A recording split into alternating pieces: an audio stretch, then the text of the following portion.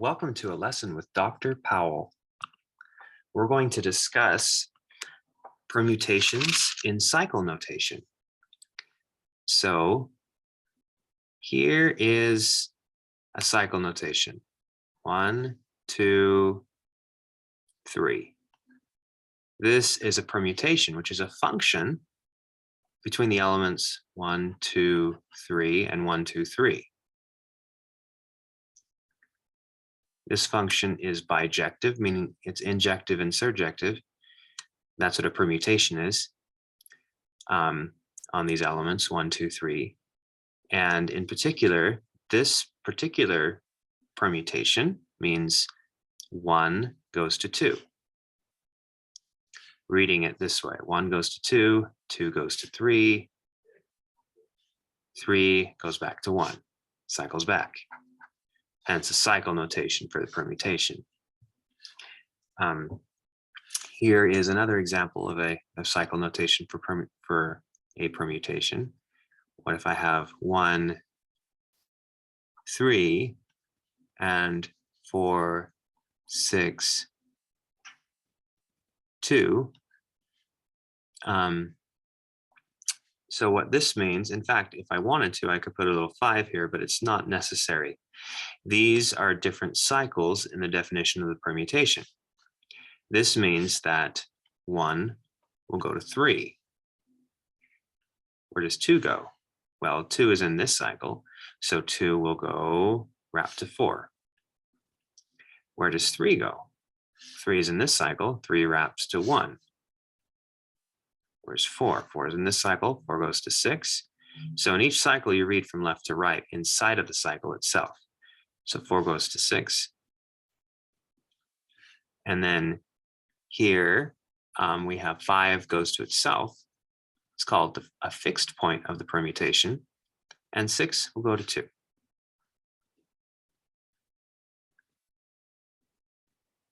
And so we have a function given by that cycle notation. Now, it's important to realize that these cycles are disjoint, meaning that you don't have the same numbers in other ones. So this is disjoint cycle notation for a permutation. However, you can think of this as being composition, if you will, one function, another one, where this one doesn't do anything with 1, 2, 3, or 5. And so this as a function right here would just send those to themselves. This one would send 2, 4, 5, and 6 to itself. And this one sends everything to itself. So you can think of these as functions just all by themselves. Now, if you want to compose different permutations, like 1, 2, 3, and maybe you want to compose it with something like 2, 1, let's compose these together and see what happens. Now notice that this shares 1 and 2, and this shares 1 and 2, but they're still functions and I can still compose them. I mean, this is not disjoint cycle notation, but nonetheless, it still represents something. First, do this function, reading from right to left when we do composition. First, do this one, plug that input into this one. Now, how you read these cycles is you read inside the cycle from left to right. Of course, outside the cycle, we're going from right to left in between the cycles. So we can figure out what this function is, and we will do it and we will write the result in disjoint cycle notation. The way we start is we start with the cycle, and we're going to see where 1 is going to be headed. So let's put 1 into this function. In this function, 1 goes to 2. Okay, so then take 2 and put it into this guy, and where does 2 go? 2 ends up going to 3. So the net result in this whole composition is that 1 will end up going to 3. So we put 1, 3, beginning a cycle. 1 goes to 3. Now let's put 3 in to continue this cycle to see where that goes. 3 goes in, this permutation fixes it. So its output is 3 again. So 3 goes into this one, and 3 will wrap to 1. So 3 goes back to 1. Ooh, so I'll close this off. That means 3 will go back to 1. Now, let's put 2 in because we haven't dealt with 2. So 2 will go in this permutation, 2 goes to 1. And so then we take that output and put it into this one.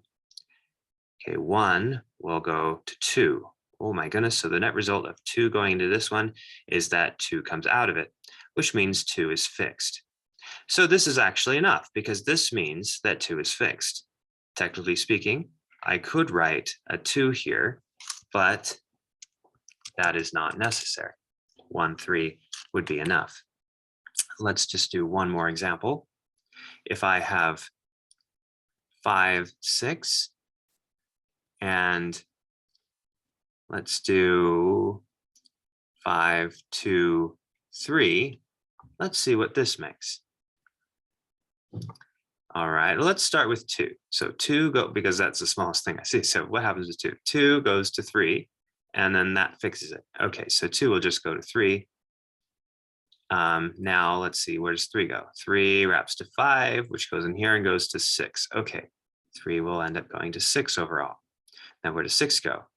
Let's put 6 in. Oh, this fixes it. Okay, 6 goes to 5. So 6 will end up going to 5. Now where does 5 go? Put 5 in, 5 goes to 2, and that fixed it. Okay, wrapped around. And notice that we've dealt with 2, 3, 5, and 6. We know where all of them go, and this is the disjoint cycle notation for this composition of permutations. Thanks for watching.